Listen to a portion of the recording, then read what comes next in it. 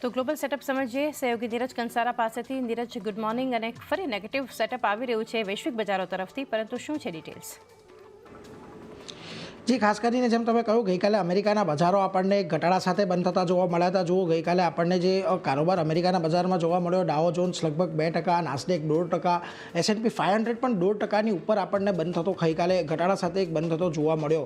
હવે સૌથી મહત્વની વાત જે રહી ગઈકાલના કારોબારની અંદર, એમાં જો જે US બોન્ડ yieldઅત્યારે સતત વધી રહી છે, એને લઈને થોડુંક અહીંયાથી માર્કેટ આપણને નિરાશ થતું જોવા મળી રહ્યું છે ને એટલા માટે જ ગઈકાલે યુએસના બજારોની અંદર ઘટાડો આવ્યો. ડાઓ જોન્સની અંદર લગભગ 800 પોઈન્ટનો ગઈકાલે એક બહુ મોટો ઘટાડો આપણે નોંધ્યો હતો. પરંતુ છેલ્લા એક મહિનાની જો વાત કરીએ તો ડાઓની જે ઘટાડો છે એ સૌથી મોટો ઘટાડો છે છેલ્લા એક મહિનાની અંદર.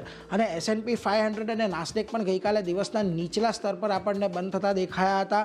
હવે ખાસ કરીને જે બજેટ ડેફિસિટ છે અમેરિકાની અંદર વધતી દેખાઈ રહી છે અને બોન્ડ એક્શન પણ થોડાક નબળા પડી રહ્યા છે. આને લઈને ખાસ કરીને ફરી એક વખત ચિંતા આપણને વધતી દેખાય છે અમેરિકાના બજારોમાં. હવે શું કારણો રહ્યા મૂળ એની વાત કરીએ તો જો બુધવારે જે 20 વર્ષની બોન્ડની ઓક્શન છે એની અંદર કોઈપણ પ્રકારની બહુ મોટી માંગ જોવા નથી મળી. ખાસ કરીને yield 5% પહોંચવા છતાં પણ રોકાણકારોની અંદર જે ડિમાન્ડ હોવી જોઈએ બોન્ડની ડિમાન્ડ જોવા ન મળી.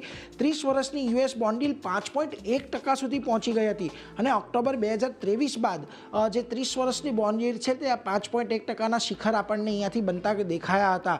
બીજી તરફ 10 વર્ષની US બોન્ડ યીલ્ડના પણ 4.5% સુધી પહોંચતી આપણને જોવા મળી હતી. ટુ બી વેરી પ્રિસાઇઝ 4.59% સુધી આપણને પહોંચતી જોવા મળી હતી.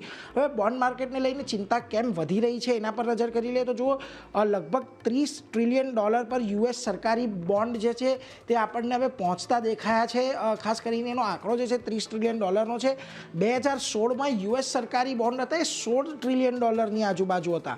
2024માં $2.6 ટ્રિલિયન એક નવું ઋણ ખાસ કરીને યુએસએ લીધેલું હતું. હવે અમેરિકાનું જે પબ્લિક ડેટ ટુ GDP છે લગભગ 100% પર અહીંયાથી પહોંચતો દેખાયો છે અને 2024માં અમેરિકાએ $880 બિલિયન માત્ર વ્યાજ ચૂકવ્યું છે. હવે 2024માં અમેરિકાનું જે દેવું છે એ સૌથી વધારે વ્યાજ જે ડિફેન્સ બજેટ છે એના પર અહીંયાથી આપવામાં આવ્યું છે. એટલે એને લઈને ખાસ ચિંતાઓ વધી છે કે અહીંયાથી એક તરફ દેવું વધી રહ્યું છે, એમાં પણ સરકાર નવા પૈસા બોન્ડ માર્કેટથી લઈ રહી છે. એટલે હવે બજારને થોડીક ચિંતા છે કે આટલું બધા પૈસા અમેરિકાની સરકાર શું ચૂકવી શકશે, એ એક ચિંતા ખાસ કરીને બોન્ડ માર્કેટમાં અત્યારે પ્રવૃત્તિ દેખાઈ રહી છે. જેને કારણે આપણે ખાસ કરીને આ બધા ફેરફારો ન માત્ર બોન્ડ માર્કેટની અંદર પરંતુ યુએસના ઇક્વિટી માર્કેટની અંદર પણ આપણે જોઈ રહ્યા છીએ. અમેરિકાની અંદર ટેક્સ બિલની સ્થિતિ પર ચર્ચા કરી લઈએ તો બિલ પાસે પાસ કરવા માટે ટ્રમ્પે રિપબ્લિકન સાંસદો પર અહીંયાથી ખાસ કરીને દબાણ બનાવ્યું છે. વ્હાઇટ હાઉસનું કહેવું છે કે બિલનું પાસ નહીં થવું એ સૌથી મોટો ખાસ કરીને દગો હશે એવું તેમનું અહીંયાથી કહેવું છે. એટલે એના પર એક ખાસ નજર રાખશું કે એક તરફ અહીંયાથી જે દેવું છે ઋણ છે વધી રહ્યું છે, વ્યાજનો ખર્ચ બીજી તરફ વધી રહ્યો છે અને એવામાં જો ટેક્સ કાપ કરવામાં આવે તો પછી અમેરિકા માટે થોડીક વધારે ચિંતા અહીંયાથી ઊભી થાય. પરંતુ અન્ય આપણે આંકડા ઉપર નજર કરીએ તો જો અમેરિકન ડોલર 100ના સ્તરની આજુબાજુ આપણને કારોબાર કરતો અત્યારે દેખાઈ રહ્યો છે. ત્યાં કોઈ બહુ મોટા મુવમેન્ટ આવ્યા નથી. બીજી તરફ સોનું જે છે $3300 પ્રતિ ઔન્સની ઉપર આપણને પહોંચતું દેખાયું છે. સેફ હેવન અહીંયાથી રોકાણની માંગ જે છે તેની અંદર વધારો થઈ શકે છે અને બ્રેન્ટ ક્રૂડ 66ને પાર અહીંયાથી પહોંચી રહ્યું છે અને 66ની પાર પહોંચ્યા બાદ થોડુંક અહીંયાથી કૂલ ઓફ આપણને બ્રેન્ટની અંદર આવતો જોવા મળી રહ્યો છે. એટલે આ બધા આંકડાઓ પર નજર રાખીશું. પરંતુ જો ગઈકાલે જે અમેરિકામાં થયું એની અસર આજે તમને એશિયાના બજારો પર પણ આવતી દેખાઈ રહી છે. તમામ એશિયાના બજારો આજે તમને લાલ નિશાનની અંદર કામ કરતા દેખાઈ રહ્યા છે. નિક્કેઈ જુઓ 1% નીચે છે. તાઇવાનમાં મોટો ઘટાડો છે. કોરિયામાં 1.25%નો ઘટાડો છે. આ ઉપરાંત તમે શાંઘાઈ હેંગસેંગ જુઓ, ત્યાં પણ લાલ નિશાનમાં કારોબાર છે. સિંગાપોર પણ 0.5% નીચે છે. અને હવે આ બધાની વચ્ચે ખાસ કરીને મહત્વનું છે ગિફ્ટ નિફ્ટીના સંકેતો શું છે. તો જુઓ આજે અહીંયા પણ થોડાક દબાણના સંકેતો બની રહ્યા છે. કોઈ બહુ મોટા દબાણના સંકેતો નથી બની રહ્યા.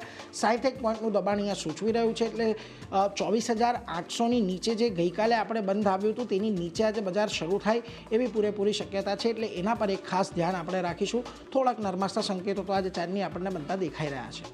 જી નીરજ, આભાર આપનો.